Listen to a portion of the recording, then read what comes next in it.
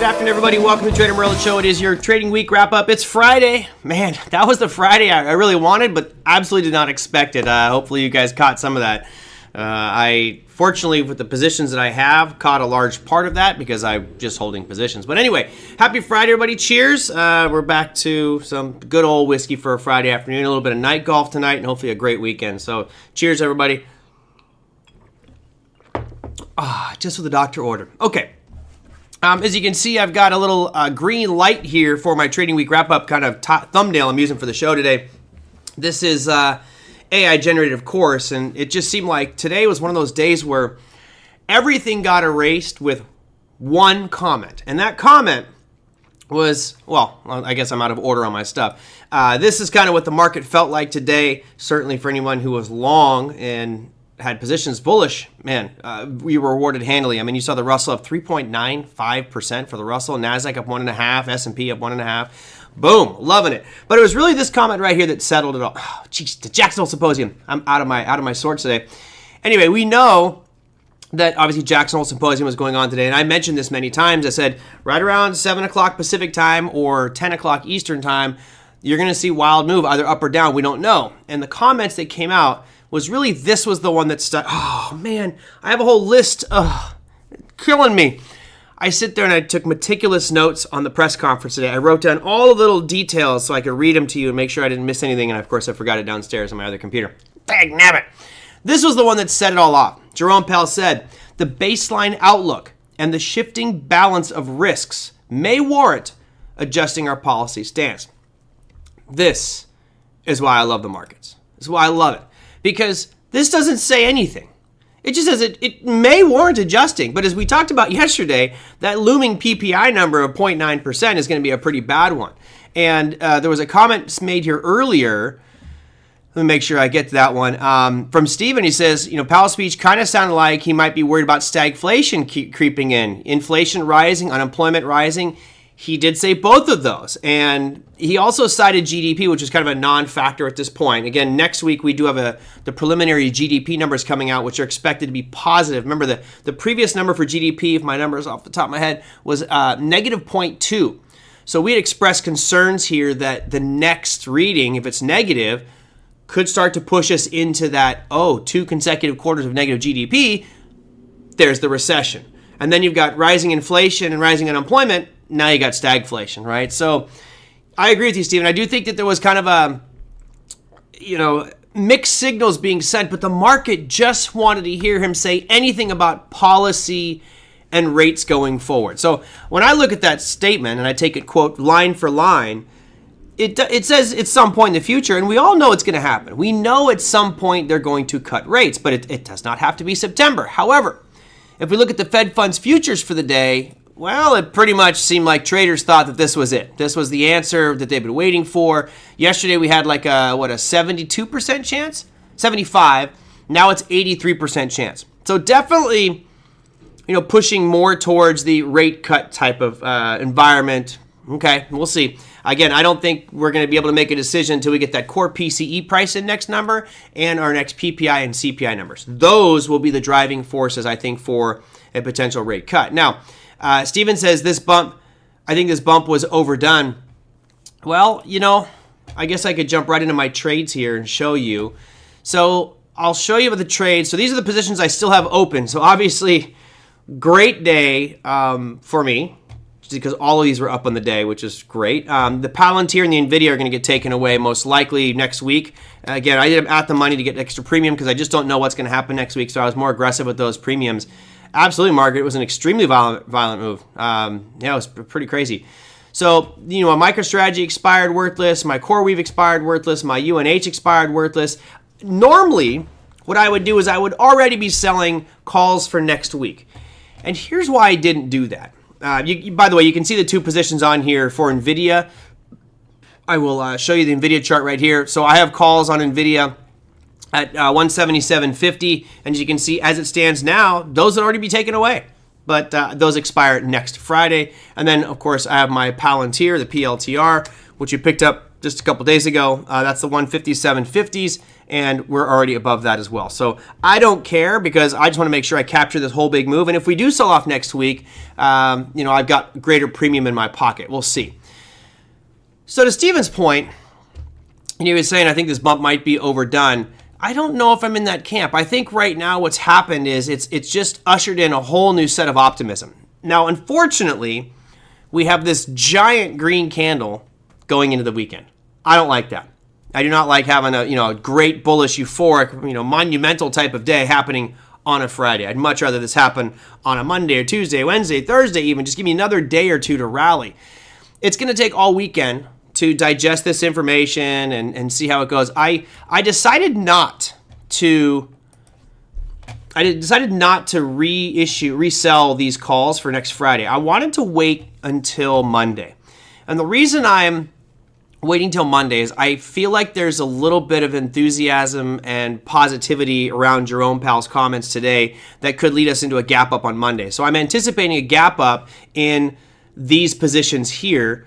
Obviously, I already have the Palantir NVIDIA calls for next Friday, but I'm optimistic. We'll see that we'll get a jump up on Monday morning, particularly with Bitcoin. The way that Bitcoin moved today was up 4.3%. And for those of you that are following that in Ethereum trade, my goodness, Ethereum was amazing. We can look at that in just a second.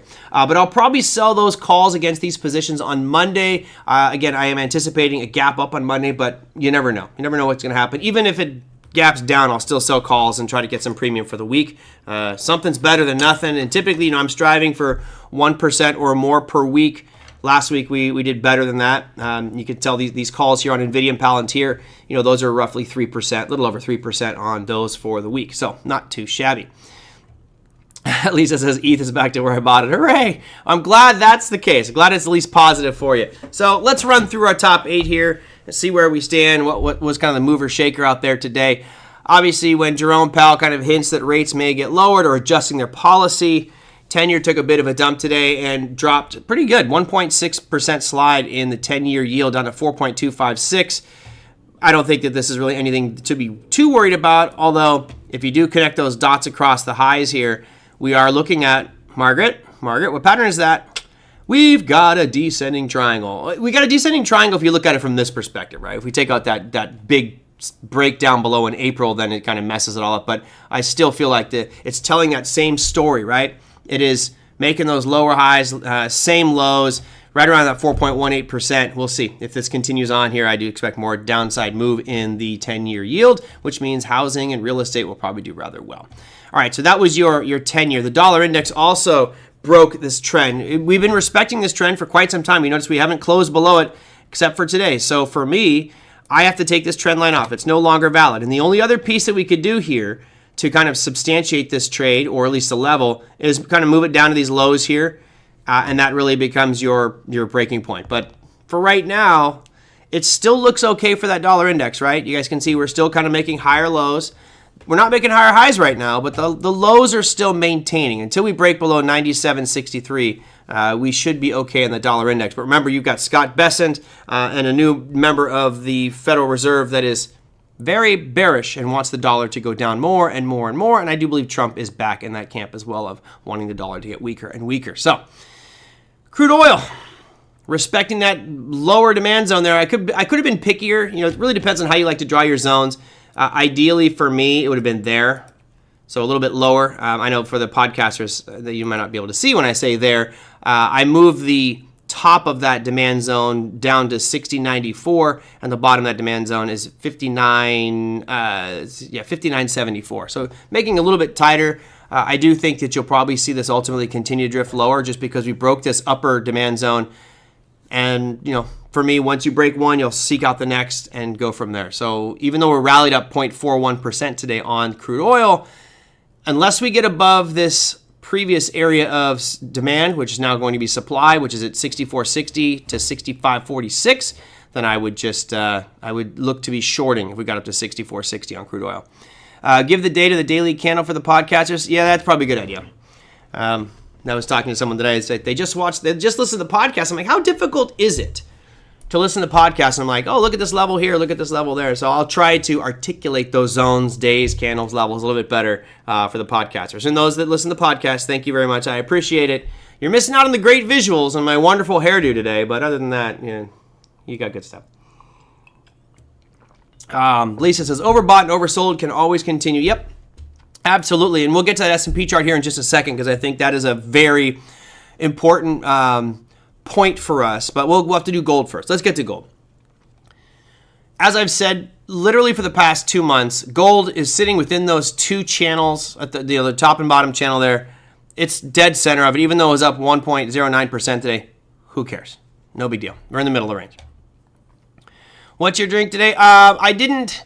It's the same one. It's Big Ed bought this bottle for me, and I'm gonna plow it through it till it's done. Whatever it is, I always forget the name of it, but it's dang good. Dang good. Really, really good stuff. It's a 10-year bonded small batch. I think it's like Rikers. I keep forgetting that one. Yeah, same one. Nothing new. Well, I have new stuff, but I like this one. It's really good. Okay, so now we're getting close to podium time, and surprising, it's a good day when fourth place is up 1.49%. Fourth place is up 1.49. That's pretty impressive. This is a great chart, folks. This looks absolutely fantastic. This is your daily. We're kissing all-time highs again on the S&P. We rallied aggressively today. The all-time intraday closing price high on this, I'll put a line across there, is 6,490.5. That's it. It was the McKenna, the McKenna 10. Yep, there you go. That's what I've got. I've got the McKenna's 10-year bonded small batch. It's delicious. It's really, really good. So it's funny how you look at these candles, and it's just amazing. I think, is it Etta James is saying, what a difference a day makes? As of yesterday, we were all on the same page. Everyone's looking at this chart of the S&P going, okay, we've had 1, 2, 3, 4, 5 consecutive down days in the S&P. Yeah, we had some bottoming tails, but it just felt like that trend was going lower. And of course, at the end of the show today, yesterday, we said that news by Powell can change everything, so be extremely careful. It could rip one way or the other very, very, very quickly. And that's what happened today. We literally erased almost the entire week was reversed in one day. All right, if you go from where we opened up at or closed out last Friday, we actually erased all of the losses for the week in one candle. Pretty impressive stuff. Now, does that momentum continue? Well, one thing that will help me, at least for my perspective and my analysis, figure out whether it's going to continue is I want to go look at volume. Because if it's a high surge up in volume on that tells me the emotion's there. Not a climactic spike, but certainly increasing. Now, was it an increasing candle volume? Sure. Nothing out of the ordinary, though. So this is actually still supportive of a further upside rally.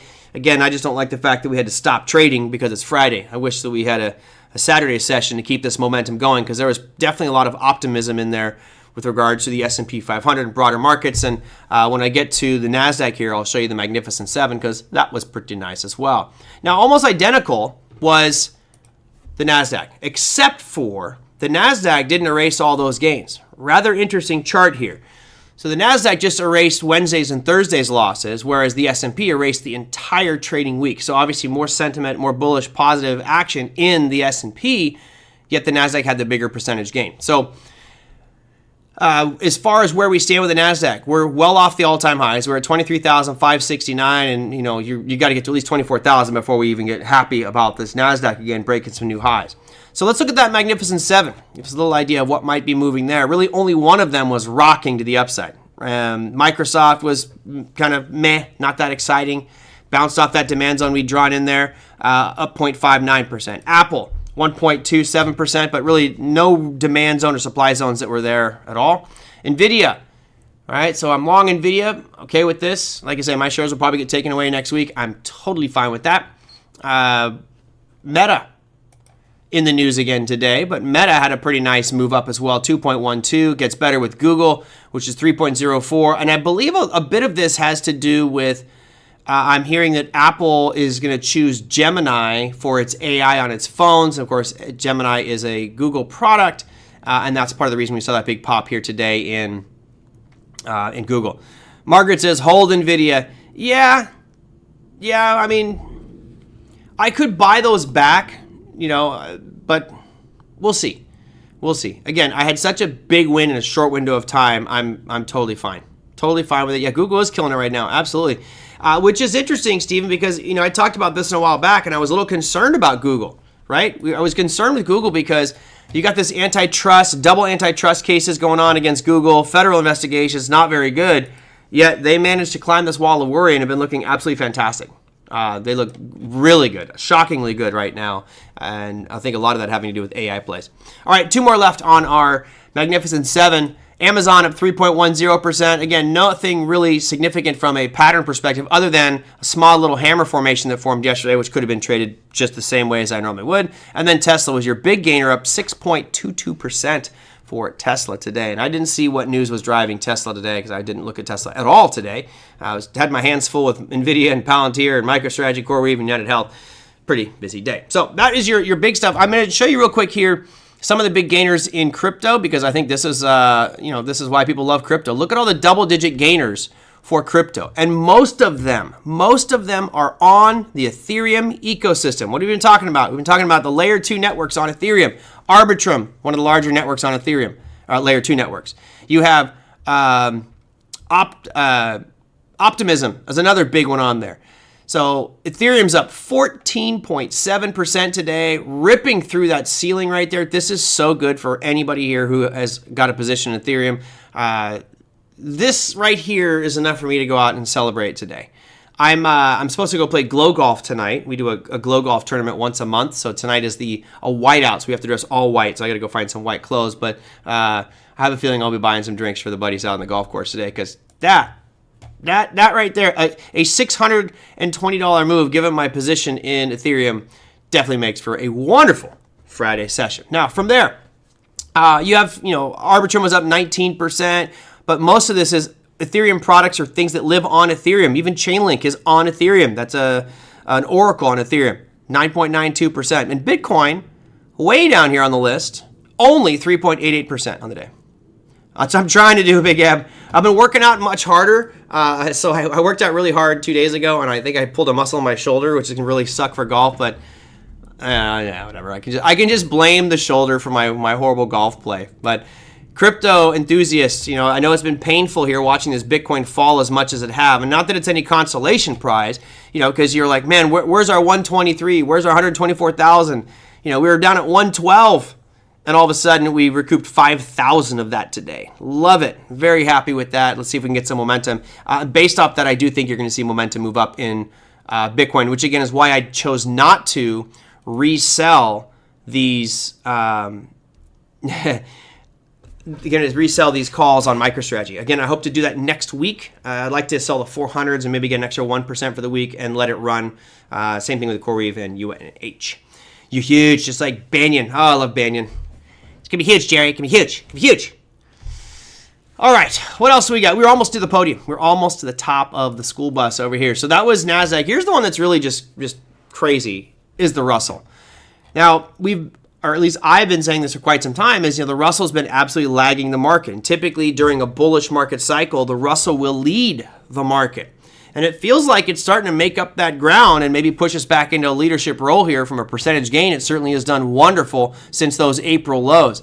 I'll bring up the percentage here so you can see from the Russell. From the bottom to where we are right now, the Russell's up 33.9%. Pretty wild. Now, if I go, try a muscle relaxing market, I don't want to be collapsing on the course and just like jelly. I got to work. I got to play golf. And I'm terrible at it. If you go from those lows here on the S&P to where we are right now, we're 29.48%. And the NASDAQ, which you'd think would be like the super leader, going from the bottom to where we are right now, you're 37%. So it's actually beating the NASDAQ and the S&P. Good old Russell. Looking great. I think so too. The Russell is all about rates. Yep. And the cheaper that money gets, the more you see the small cap stuff really accelerate and take off. So I think that's pretty good. The YM, I rarely ever look at the Dow, but here's your YM.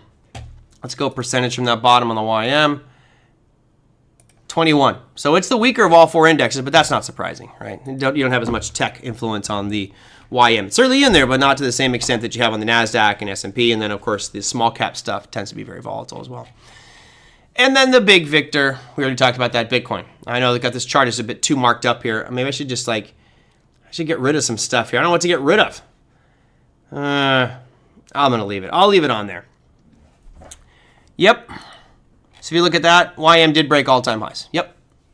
Which, again, is really powerful, Stephen, because when you don't have a level to look back to, I guess I'm going to look back to the left, go back to the left and see an area of supply to target, you have that blue sky theory, which is there's nothing in front of you. Typically, things tend to continue moving. So to me, the way we ended today, extremely bullish for the equity markets, feeling pretty confident about that, even though I don't believe, I'm not 100% sold that rates are going to get cut. Even though the Fed funds futures are showing an 83% probability right now, I still am not sold that we're going to get that rate cut. I think I've mentioned this several times already, but you've got next Friday is that unemployment rate, and that's going to be a big, big number. Right now, you're looking at 4.2 is where we're at right now. If that number comes out higher than that, 4.3, 4.4, it's not the end of the world, but it is a huge factor in the Fed's decisions. And then pretty much every week after that, we have more and more critical data coming out from, critical data coming out from PPI, CPI, and core PCE price index. Really, the PPI is September 10th, and CPI is the 11th, so good stuff there. Which rate cut comment, though I'm not sold on it, or based on his comments, he is not data dependent? I think he is. I would argue that he is actually more data dependent because if you listen to his conference today and what he talked about GDP, he talked about inflation, and he talked about unemployment. Now, his comment specifically said the baseline outlook and the shifting policy of risks may warrant adjusting our policy stance. May is a very powerful word here. It leaves it fairly ambiguous, leaves it wide open. He also cited inflation. He cited that the tariffs are showing themselves, and you can see the inflation. To me, that's a big wild card, and he needs to wait a little bit more because how are we going to see the tariffs inflation impact going forward? It's going to be right here on Wednesday, September 10th, with that PPI number, followed on Wednesday 11th by the CPI number. So that is really what the Fed is going to be waiting on, is more inflationary data. They're not worried about the jobs right now. I know a lot of people believe they are. They're not. They're not worried about the jobs because we're still so historically low. Now, the other one is where'd that core PCE price index number? I think it actually comes out after. But yeah, it's the inflation data that's number one for him right now. So if that PPI stays at 0.9, I all but guarantee you no rate cut September 17th. If we stay at 0.9 on PPI or anything higher than that, there's no way they'll cut. Can't do it. He also said tariffs are one-time price increases, which is correct. Well, it's one time if those rates stay the same. We talked about this yesterday, how Walmart, has been increasing their prices. If we get more jockeying back and forth about, we're going to do a 100% on China now, then we don't have that certainty. And I've been saying this since the beginning of this whole tariff wars. Once it's signed, sealed, locked, delivered, and we know what they're going to pay, then it's predictable, right? We know what the impact's going to be. We can forecast it into the financial models, and everything should be okay. But when you have China and EU still and Canada and Mexico still kind of unsure on the rates, the EU locked in. But those ones, if they're uncertain, then that adds trauma to forecasting prices, inflation, and everything going forward. Should have been more bullish if you said shall. Yeah, of course. Shall implies that we're doing it. May implies not going to do it. What did they say? I'll take the bone that Powell threw us. Yes, absolutely, Lisa. I'm not. Trust me, I am not complaining at all. Honestly, if Powell was here, I'd probably give a big hug and say thank you. Thank you very much. And it's not just for those equity plays. The equity stuff did great for me today. It's the crypto that really rocked my portfolio. Ethereum is my second largest position, and to have it go up 14% in a day is like, yeah, I'll take that. Bring it on up. Lovely. I'd give him I'd even kiss Powell on the cheek right now, even though he looks grumpy all the time. I'd be like, here you go, Powell. That's for you. That's for you. Thanks. Thanks for replenishing the whiskey fund and my golf fund for this weekend. You're gonna have a good one. All right, what else do we have? Cutting rates makes the market bullish up to the bend. Well, we talked about it. We talked about it yesterday on how this starting to feel like the bend, right?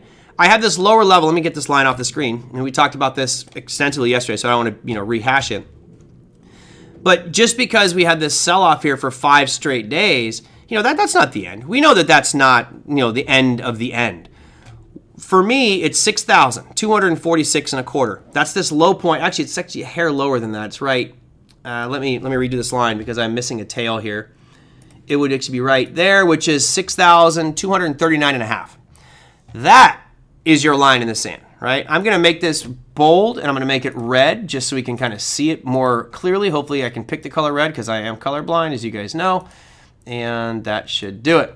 So we got a nice red line there. To me, that is the bend finishing, right? So if you talk about the bend at the end, if we got below that, that in my opinion would be the bend at the end, and now it's like bust out the short guns, right? Short them if you got them.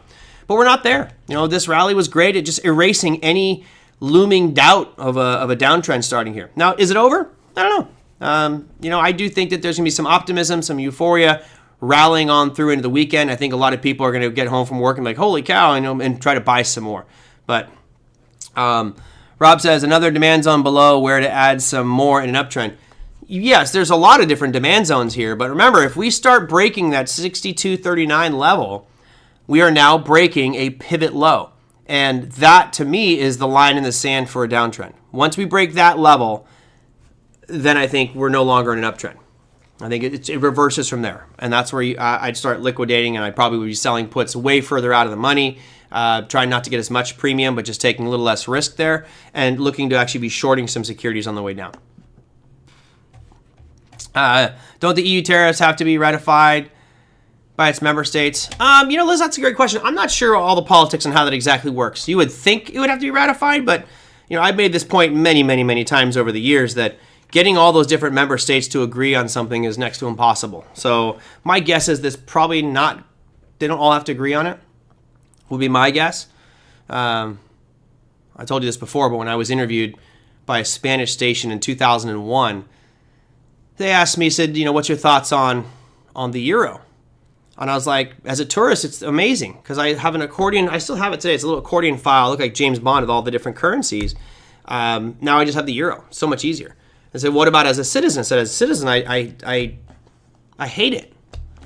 Because now you're asking, you know, people like the Germans who are they work. Yeah, the Germans are always working. And the Italians, they like to take a pausa, you know, they like to go have a cafe, they go to work. And when I got to work in Italy, these guys would literally walk in, put their stuff down on their desk, and then to walk right out of the office and go have a cigarette and a cup of coffee. Like, you couldn't have done that before you got here? And then you have, you know, the Greeks. The Greeks love life, man. They're just relax and chill. Totally different work ethic. And getting those people all to agree to terms and conditions regarding labor and productivity and employment, it's not going to work. Not going to work. Liz says, I think some sort of ratification is required. Maybe a quorum will suffice. I'm not sure. Yeah, I have no idea. No idea. Oh, siestas in Cabo. Big Ab, I'm jealous, man. I'm envious. I wish I was in Cabo right now, sitting on a beach. It's pretty dang hot out here in SoCal right now. You're as long as you're near some water, you're probably pretty good. It is toasty today. And by the way, Big Ab, it's going to be 85 to 86 all week here in Southern California. At least where I'm at in Southern California. A whole another week of this. I'd like to see some cold air. Bring me some cold air, would you? All right, yesterday we talked about old Intel on how, you know, unless they change their business model, unless they change what they're doing, Intel has got some serious problems in front of them. I mean, they've shrunk significantly. They're only, I think, like a $100 billion market cap company. Let me see what their market cap is here, just to be sure. $108 billion. I mean, it's crazy to think that Intel, which everybody knows the name, Intel is only $108 billion market cap. Yet NVIDIA is, what, $4 trillion now? I'm losing track. It seems like every week it's a new trillion. Let's go FinViz. I'll bring up all of them in order here so we can just kind of see the biggest market cap companies. Oops. Come on. So here's market cap. We'll sort by the biggest first. NVIDIA, 4.3 trillion. Microsoft, 3.7. Apple, 3.3. I mean, it's crazy to think that NVIDIA is $1 trillion more valuable than Apple. Just mind-boggling to me. But you look down the list, I mean, look at some of these companies that are bigger than Intel. You know, you hear so much about Intel and how great it is. You know, Blackstone, Walt Disney, Shell, Merck, Linde, Morgan Stanley, Salesforce, Novartis, all over double the size of Intel. I mean, Intel is small peanuts compared to its peer group. Something that's close to Intel, Lockheed Martin, Southern Company, Enbridge, CrowdStrike, DoorDash, Prologis, you know, Intel just lagging. So what is interesting here, yeah, number one is absolutely, by a long shot, Rob, by a long shot. What's interesting about this Intel deal, we talked about this yesterday, that the government may potentially buy into Intel, and I was raising the question, is this a good thing or a bad thing? Typically, when the government picks winners and losers, they don't do a good job. The numbers that stick into my mind, the only one I can really remember vividly was back in, I think it was 2008. Someone might have to fact check me here. But if I remember correctly, in 2008, the government bailed out General Motors. And it was to the tune of because it's 50 or $60 billion to bail out General Motors because it was going to go under and they couldn't have that happen. When the government ultimately sold their shares of General Motors that they had, obviously they get an equity play in this, they ended up losing $10 billion. So for our government to bail out General Motors so they didn't fail, you and I as taxpayers lost $10 billion. $10 billion. I don't know. I just think that there's better ways to spend that money. And when I look at what Intel's doing, again, I think Intel's suffering from bloat. I think Intel's got way too many employees. They could probably be whittled down. I know the new CEO is saying that he wants to whittle his sales force down by 25%, or not his sales force, but his workforce at Intel down by 25% by the end of next year. Probably a lot more than that could go, right? I think you need to be revisiting the technologies that you're building and being competitive and going with what does society want today. We don't want CPUs. We don't want that anymore. It's done. We need GPUs. We need, ARM type chips that are customizable. Yeah, right. The government would do way better if they invested that same amount of money in NVIDIA, but they won't. Yeah, Stephen, I know they're cutting, but when you're a company like Intel, you have most likely very highly paid employees. So it seems to me that probably the best thing to do would be to, I hate to say this because I'm sure some people here probably work for Intel, but if I'm in a business like Intel that has employee bloat and a lot of people that are highly paid and probably not doing a lot, mass firings. And then you bring back the key people to fill the holes, just like Elon Musk did with Twitter, right? They fired 80% of the workforce and everyone's like, oh, they're done. Not only are they not done, but they brought back some of the best people, and it seems like it's firing on all cylinders right now, and Twitter's looking pretty darn good. Louis says that's every company. Not every company. I would argue it's not an Elon Musk company. That guy's got zero patience for bloat, and if he sees it, you're gone. Done.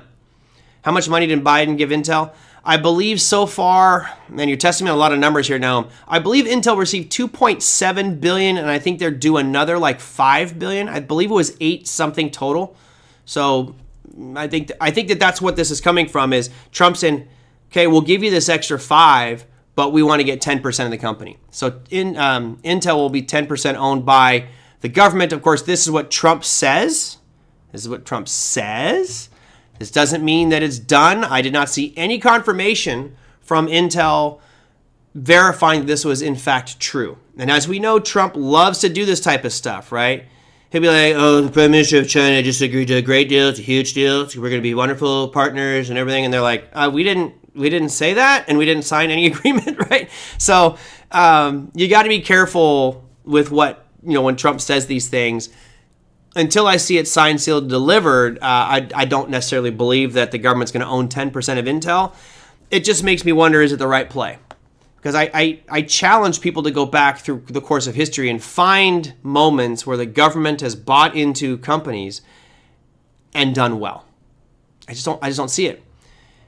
Is Canada going to say it yet? Good one, Steve. I like that. Cheers. That was pretty funny. We just sail with the wind until the shore and get some more when it works and do it again. Yeah. Yep.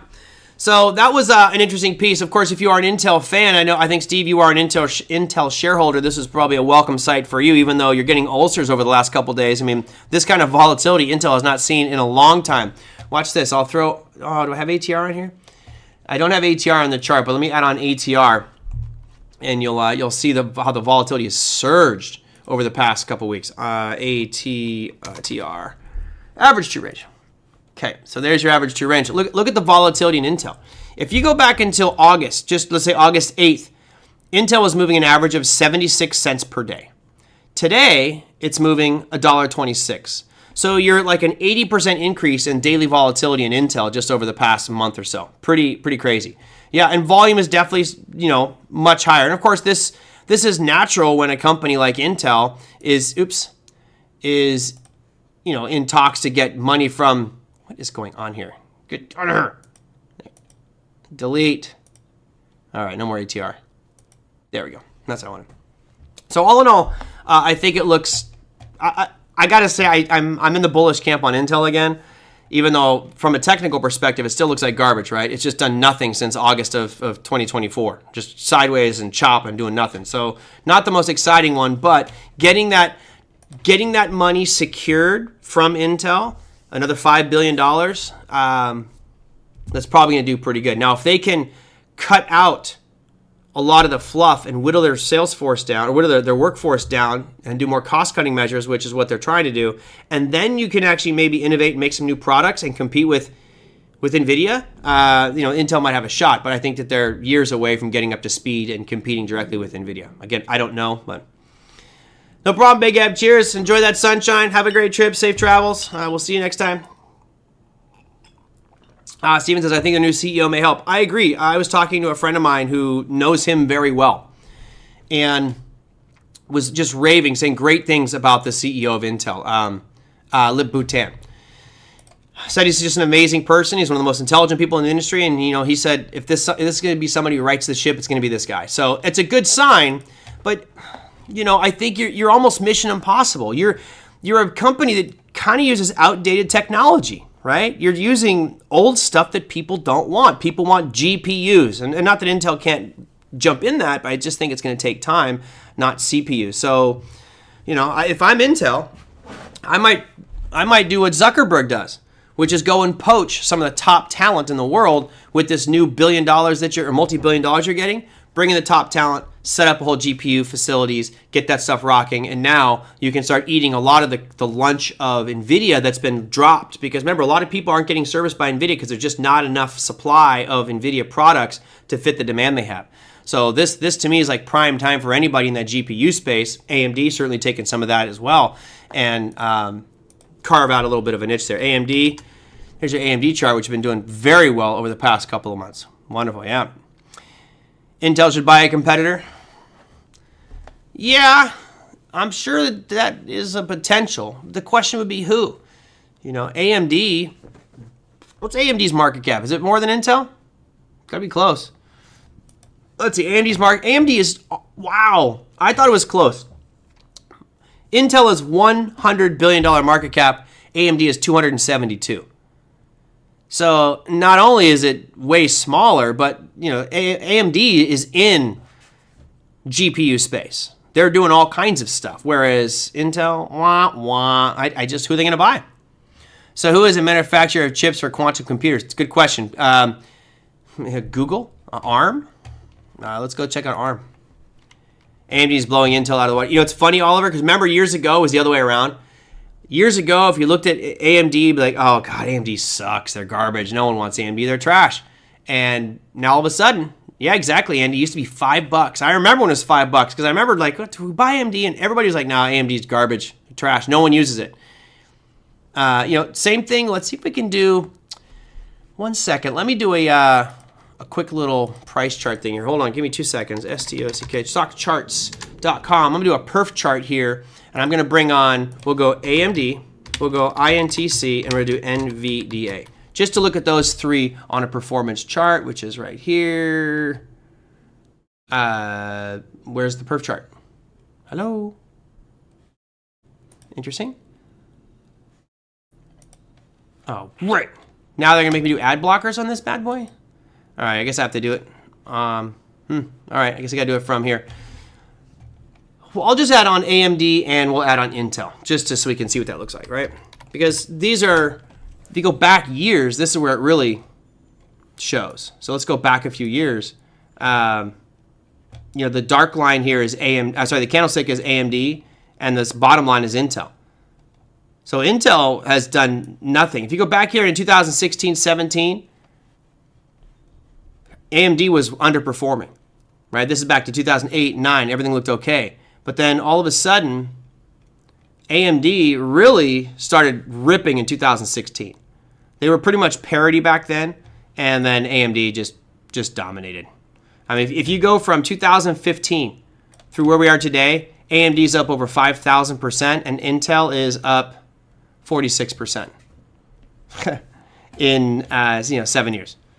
And now it's still stepping. So yeah, AMD, much better than investment than Intel. And Steve, you mentioned they have a ton of upside potential. Yeah, they do, but they've got to reinvent themselves. They've got to change their model. They got to do things a little bit differently, or it's just never going to work for them. All right, let's go back to. I already covered everything. I went through my top. I told you the charts. We went through all that stuff. So, Michael says, "Hey, good to see you, Michael. I heard AMD ran over $100 before and dropped back down to $10. And could this happen again? Sure, anything can happen. But I think given the dominance that AMD has, let's say not dominance, given the niche market that AMD has and the popularity of chips now, I think everyone in the audience would agree that right now chips are so important to the functioning of literally every aspect of America and the world. Whether I'm talking the banking system, I'm talking automotive, I'm talking computers, I'm talking airplanes. Without chips, none of it works. So the dependency on these companies is greater than ever. Those that get bigger and better, I think have obviously much more potential and profit potential. And AMD, they cut a deal. They cut a deal with President Trump. AMD's given 15% of their Chinese profits. So is NVIDIA. Why? Because they know that they need that for their dominance. So I'm definitely all in on the NVIDIA train. I think NVIDIA is fantastic and going to continue to keep on rolling. But did NVIDIA help AMD to the upside? I don't think it was a direct thing. Remember, I talked about this a bunch.